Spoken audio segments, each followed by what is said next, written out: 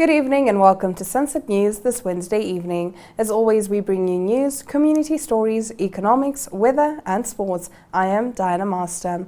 In the news tonight, Rana Haufika, the Deputy Director and Deputy Chairperson of the Employment Equity Commission today, emphasized the importance of employer compliance with affirmative action and employment equity legislation in Namibia. She was speaking at the National Council where hearings related to compliance failures kicked off this morning. Several entities have been summoned to the hearings, which will continue tomorrow to answer to failures and shortcomings in adhering to legal requirements regarding equitable employment in Namibia. Morning, this is Rana Haufika, Deputy Director at Employment Equity. I also serve as a Deputy Chairperson for the Commission. What is happening today here is the review panel hearing that is taking place today and tomorrow, which is the 21st and the 22nd of January 2026. And the purpose of this review panel is actually to address employers who submitted their affirmative action report that were not approved by the Commission. And the purpose of this is actually to have a formal proceedings where there is a mediation between the review officers, the employer, under the leadership of the review panel. This is actually to address, but it's also to ensure that they comply with the provision of the Affirmative Action Act. It's important that we need to ensure that our workplace is inclusive, diversity, and with non-discriminatory practices in Namibia. Over in the Erongo region, addressing regional councillors at the internal induction workshop hosted by the Erongo Regional Council, Erongo Governor Natalia Goagoses emphasized that service delivery should remain a priority. I don't want to come again to constituency office, settlement office on a Friday unannounced and find no official. And the one who sits there with the leg on the table, tells the governor, it's my free day, it's my payday. That shall not happen in Erongo region. It's my free day, I'm far from town, I'm going to town, I am not supposed to be on this office. And all of them, the seniors, were out of office due to other commitments. Some for reasons that could have been accepted.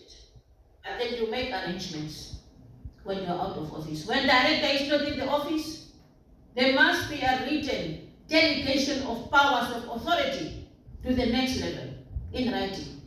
You don't go away from your office administrators without having made a written replacement arrangement with authority to the next person who will take charge of that particular institution.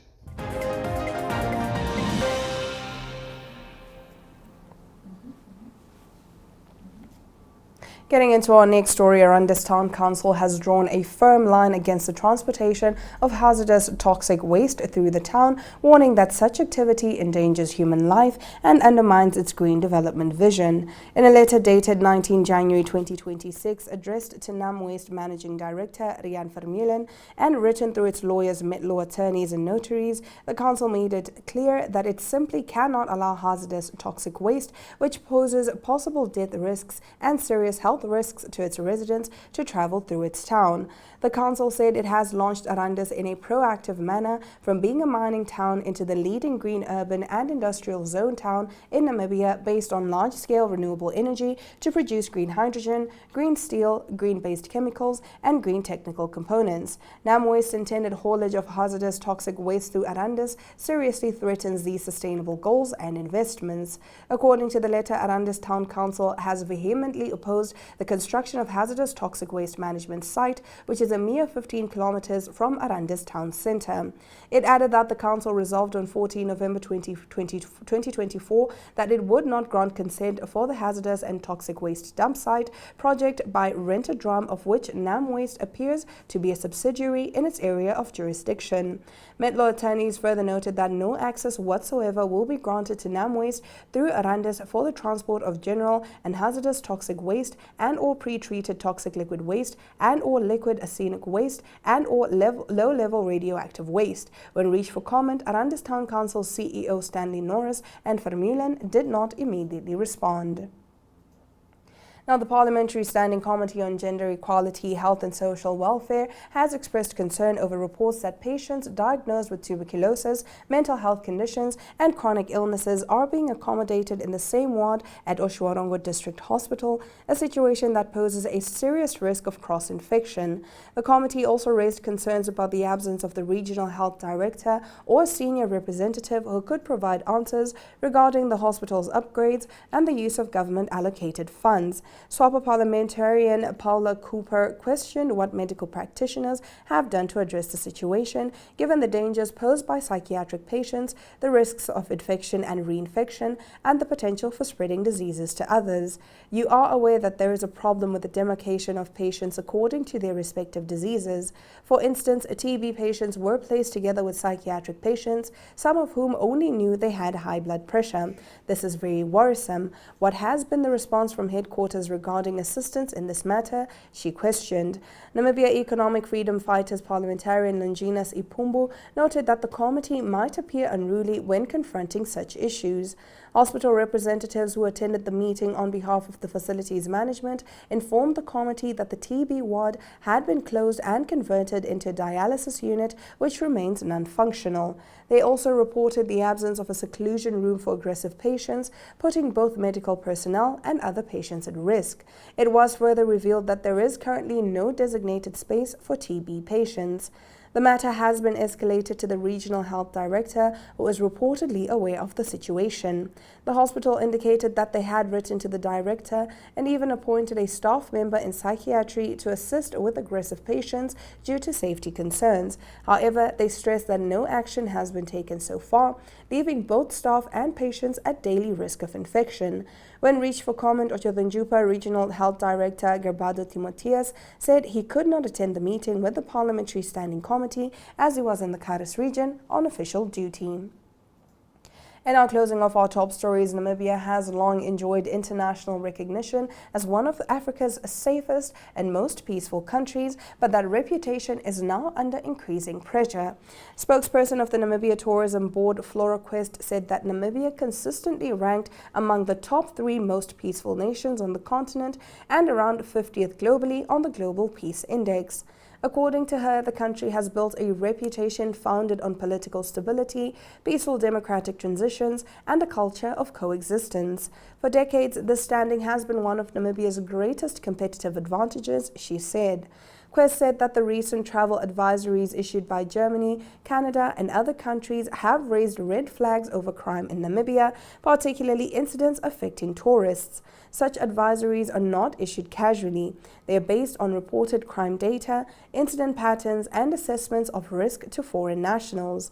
Once published, they have an immediate ripple effect, influencing tour operators, insurers, airlines, and individual travelers. She said that tourists do not scrutinize crime statistics in detail. They respond to warnings. According to Quest, advisories that mention armed robberies, muggings, vehicle break-ins, and attacks in urban areas, especially in Windhoek and other tourist centers, directly shape travel decisions.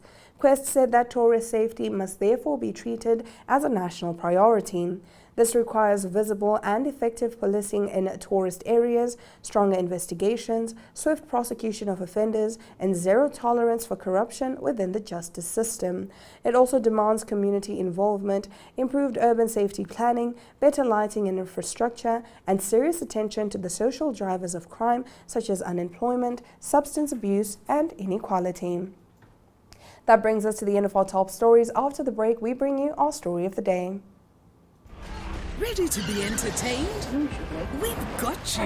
GoTV's got more shows just for you. That's right. More movies? Yes, jackpot. More kids shows? Of course. And more football than anywhere else. No doubt about it. Yes, we've got more. And we've got you. Pay for your current GoTV package and we'll upgrade you to the next highest package. Get more with GoTV. At home or on the go with GoTV Stream. GoTV. Love it.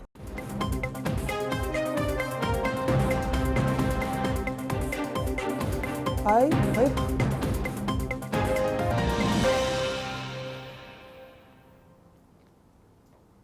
You're still with Sunset News. Getting into our story of the day, concerns have been raised over the management of infectious medical waste at Oshakati Intermediate Hospital following reports that the facility's incinerator and cold room used for hazardous waste storage have not been fully operational since December. During a visit to the hospital this week, Network Media Hub observed that part of the incinerator had started burning medical waste on Wednesday, although the process appeared to be operating at a very slow pace.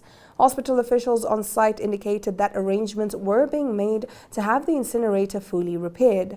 The reported malfunction has raised fears about the safe handling of infectious waste, particularly at a busy referral hospital serving much of northern Namibia. Community members and health workers have expressed concern about potential health and environmental risks linked to the improper disposal of hazardous medical materials. NMH further understands that cats and dogs have in recent weeks accessed areas where infectious waste is stored, raising additional concerns about contamination and public safety. When approached for comment, Acting Medical Superintendent Dr. Benania Shetikela said she was unable to comment on the matter and referred this reporter to the Ministry of Health and Social Services Head Office. Efforts to obtain official responses from the Health Ministry, Walters Kamaya, proved unsuccessful at the time of filing of this report.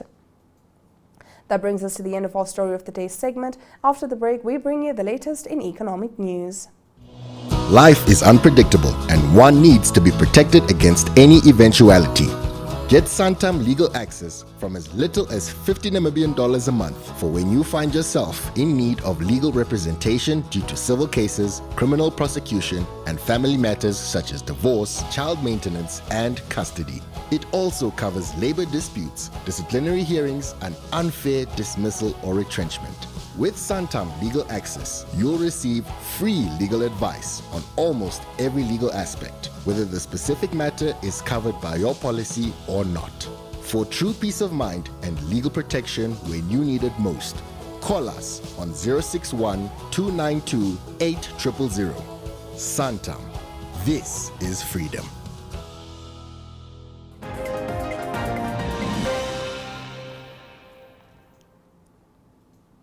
Headlining our economic news, the Vungu Vungu Green Scheme is calling on the Ministry of Agriculture to urgently implement a solar power plant in the scheme, citing frequent electricity shortages or rather outages that threaten maize production and risk wasting valuable imports.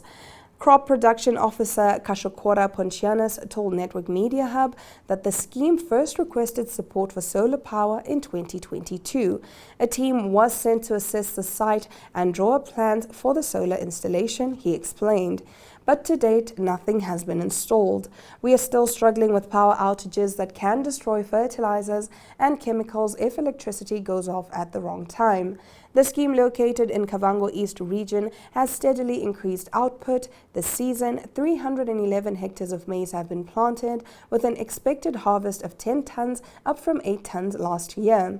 The scheme is also a growing source of seasonal employment, with casual workers expected to rise from 20 to potentially 100 during peak periods.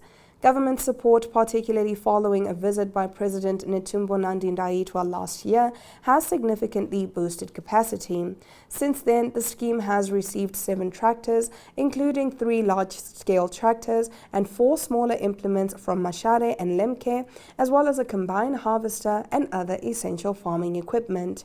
These additions have allowed for faster planting, more efficient harvesting, and greater involvement of small-scale farmers, 6 of whom are currently participating. Despite these advances, Kashokora emphasized that mechanization alone cannot solve the problem. We are producing more, but without stable electricity, our inputs are at risk and production can be cut in a single day, he said.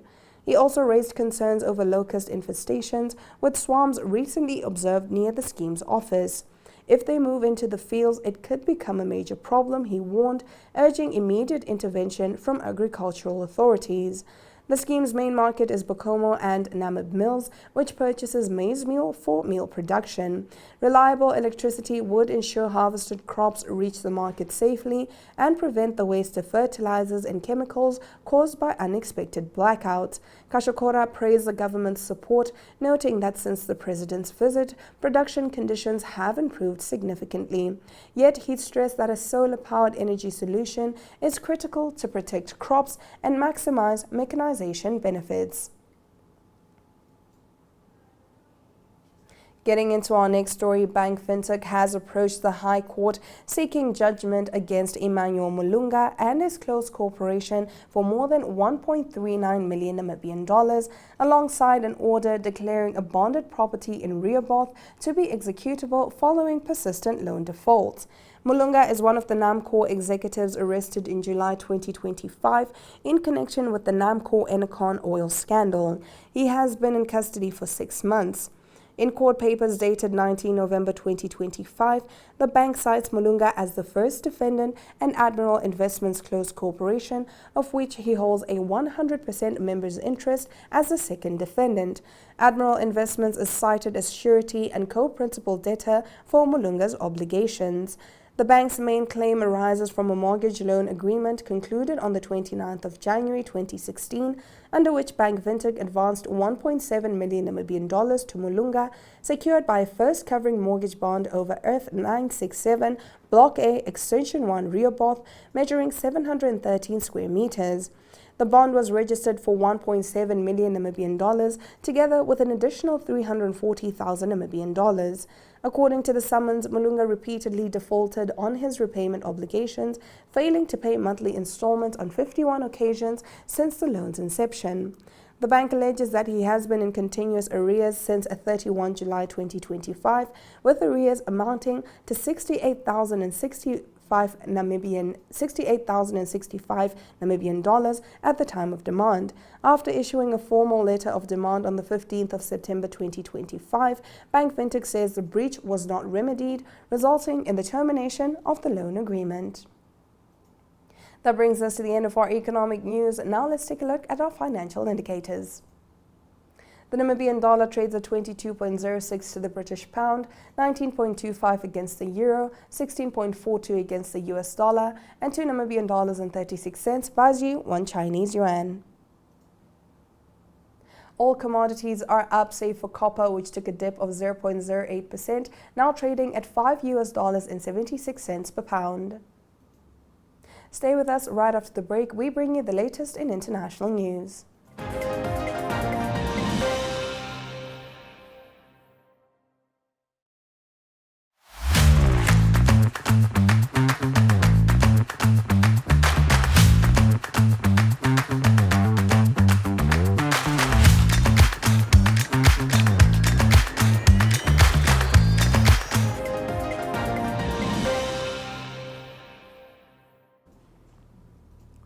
Tonight in international news, Uganda's military chief has given opposition leader, Bobi Wine, 48 hours to surrender to police following last week's disputed presidential election.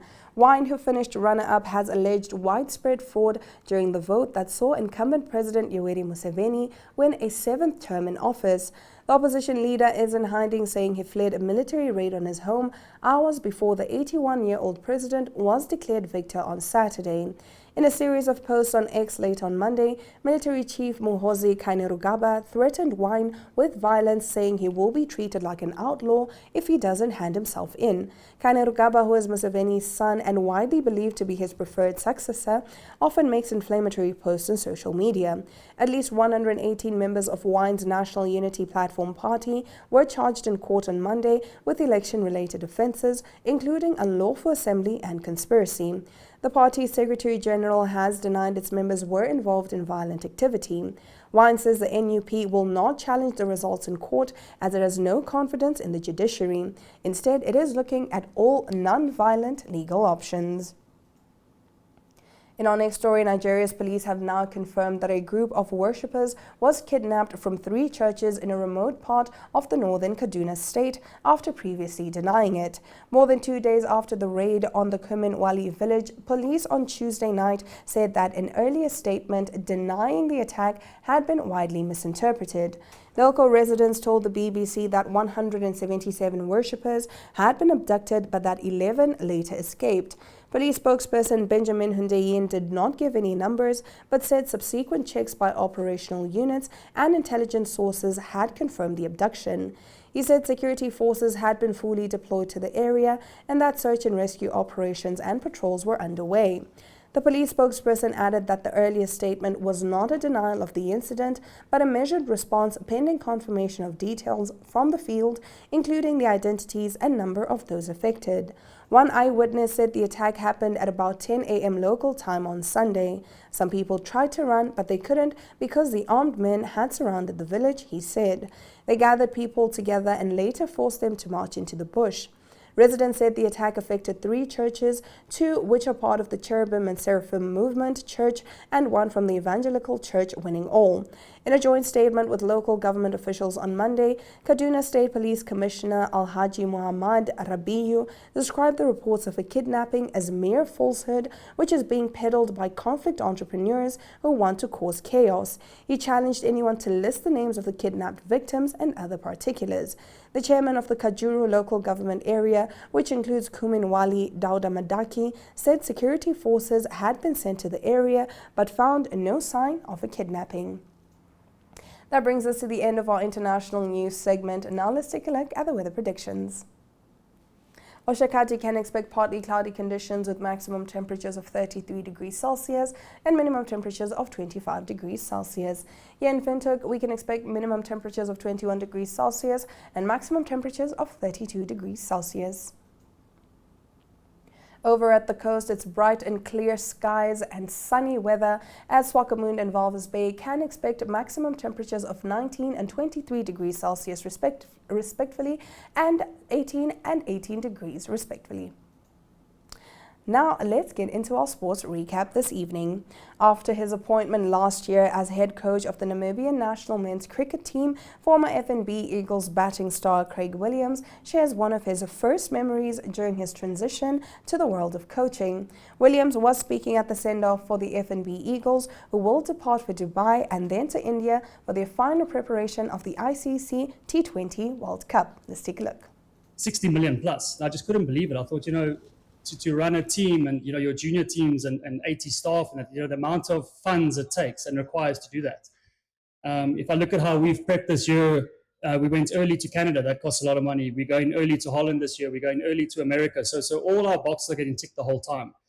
And, on the back of that, it's actually impossible without your corporate sponsors. And Conrad, to you guys and your team in FNB, we're so grateful, for corporates like you who jumped on board and just, believed in the journey that we're on. If I look at FNB Stadium, what we call home now, that victory against South Africa, it wasn't just 11 players on the team. It was Johan's leadership with 80 staff members and how they put everything together. It was a support of the whole country who could see what's going on. And, as a team, I can guarantee you, we feel the responsibility to make this country proud. We're going to India, not as underdogs. We're going there to compete. I remember the World Cup I played that we were use language like we're going for experience. Well, this is our 4th one. That language doesn't get used anymore. We're going there and we're planning the whole time on how are we going to take down big countries. There's a massive target on our backs. We know that. Beating South Africa comes with a huge amount of responsibility.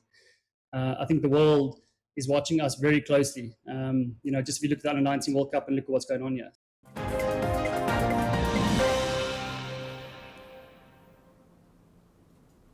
And with that, we have come to the end of the broadcast. Make sure you join Sunset News on Facebook on all the NMH platforms, as well as on our website, 102.com. Sunset News screens on DSTV channel 285 and GoTV channel 25 from Mondays through to Thursdays from 7:30 to 8 p.m. I am Diana Master, and this has been Sunset News. Don't end your day without us.